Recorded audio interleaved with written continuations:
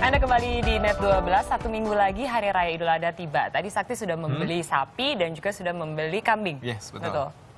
Karena memang hari raya emang harus pilih juga nih, pilih pedagangnya. Harus apa? Harus bisa terpercaya gitu kan. Referensinya pedagang yang terpercaya, begitu. Baiklah, nah bagi Anda yang mungkin masih belum tahu, ternyata harus teliti membeli hewan kurban. Karena nggak bisa sembarangan nih hewan yang boleh dikurbankan itu yang seperti apa. Nah biar Anda nggak bingung lagi soal hewan kurban, ada Yana yang mau nanya.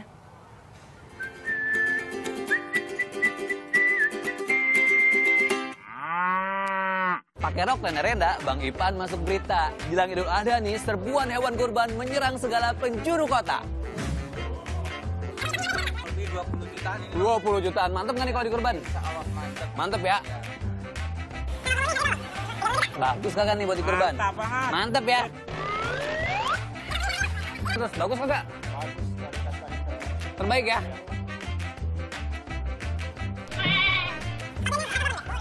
Buat kurban gimana nih? Oh, bagus ya ini mah. Bagus ya? Udah pokoknya deh. Iya. Kalau mau berbagi rezeki emang gak sembarangan nih. Banyak banget hal yang harus diperhatikan termasuk ketika kita mau berkurban.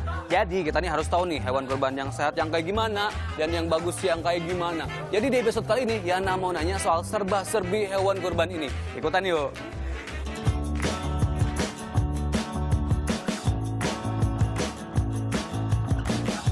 Musim haji artinya musim berbagi rezeki, dan kurban merupakan salah satu yang paling dinanti selain beribadah haji. Makanya menjelang Hari Raya Idul Adha yang tinggal menghitung hari, barisan hewan kurban pun jadi incaran pembeli. Mulai dari sapi, kerbau, domba, dan kambing. Semua menanti pembeli. Dari info yang Anda dapat nih, di Jakarta aja ada 1.385 lokasi penampungan dan penjualan hewan kurban. Sedangkan kebutuhan hewan kurbannya terdiri dari 1.318 ekor domba, 32.036 kambing, 111 ekor kerbau, dan 10.037 ekor sapi. Itu baru Jakarta aja loh. Makanya soal hewan kurban ini jadi celah bisnis yang menggiurkan. Salah satu tempat penjualan hewan kurban yang cuma buka jelang hari raya ada di sini nih.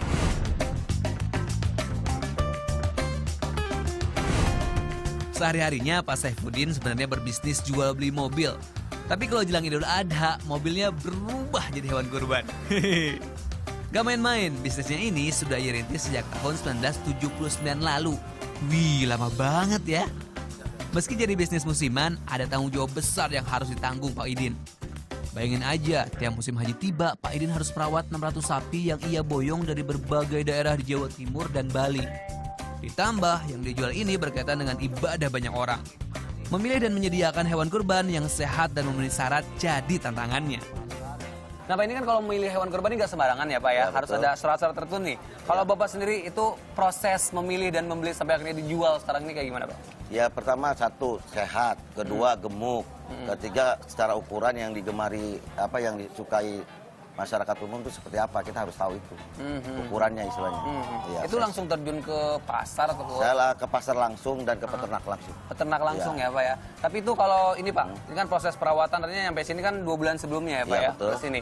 Itu proses perawatannya kayak gimana Pak? Diurusnya kayak gimana Pak? Ya kita harus jaga. Pertama kalau dia turun kita suntikin vitamin biar nafsu makannya kuat itu intinya itu. Ya harus kita tahu lah. Kita harus memperhatikan setiap hari. Oh iya. Harus itu.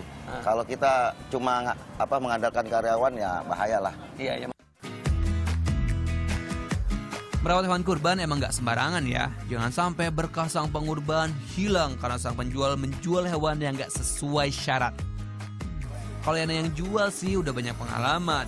Nah, kalau Yana sama pembeli lain yang nggak tahu apa-apa ini, sebenarnya apa sih yang harus diperhatikan? Saya rencananya sih mau kurban sapi. Kurban domba. Sapi, insya Allah. Kurban sapi. Kurban sapi. Yang sehat. Yang sehat itu badannya itu bersih, mungkin ya. dari timbangan ya pasti ya yang gemuk, yang bagus. Ya kita lihat jogloannya. Tidak punya cacat dari sisi mata. Badannya utuh. Itu yang nggak terlalu kurus sama yang nggak terlalu gendut. Yang gesit, lincah gitu. Habis itu yang giginya lengkap, yang nggak ada ompongnya sama kuat. Ya saya percayakan aja sama pedagangnya, Mas.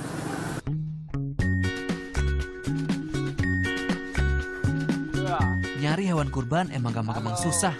Gak sekedar niat, ada syarat yang harus diperhatikan supaya ibadahnya sempurna. Secara agama ada beberapa hal nih yang harus diperhatikan. Yang pertama, hewan yang dikurbankan harus hewan-hewan bahimatul an'am alias hewan ternak seperti sapi, unta, kambing, atau domba. Yang kedua, umurnya harus memenuhi syarat. Sapi minimal 2 tahun, unta minimal 5 tahun, kambing 1 tahun, dan domba minimal 6 bulan. Tapi sayangnya, ada beberapa oknum penjual yang gak jujur nih soal umur hewan kurbannya.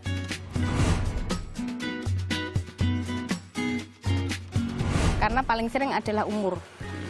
Masyarakat itu dibohongin di umur. Karena kambing ataupun sapi besar belum tentu umurnya sampai. Jadi mereka bilang sudah umur, ini udah besar. Tapi sebetulnya masih di bawah umur. Selanjutnya tentu saja dari kesehatan si hewan kurban. Jangan sampai mengandung penyakit yang membahayakan bagi si penerima. Jangan sampai juga nih niat berbagi ternodai oleh penyakit-penyakit yang tak diinginkan. Ngomongin soal penyakit nih, apa sih penyakit yang harus diantisipasi, yang harus kita hindari nih dari hewan-hewan kurban gitu? Bisa, ya kalau untuk itu bagi masyarakat ya, itu normal kita yang penting pertama kali yaitu tidak panas.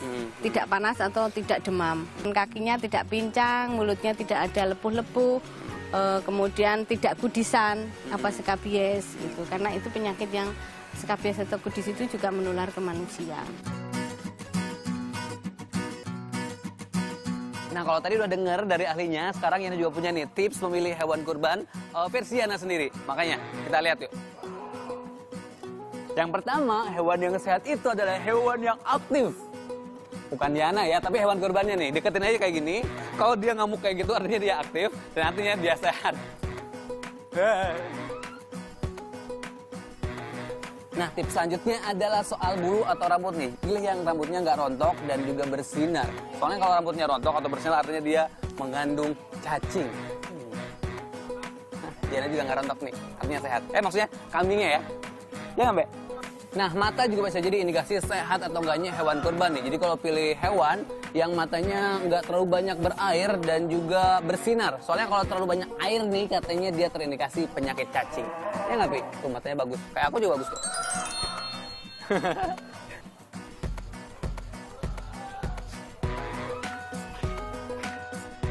Mana nih Bang? Kambing saya Bang? Ini ya? Oke deh, thank you. Nih, jadi saya akhirnya memilih si kambing ini buat jadi kurban saya tahun ini.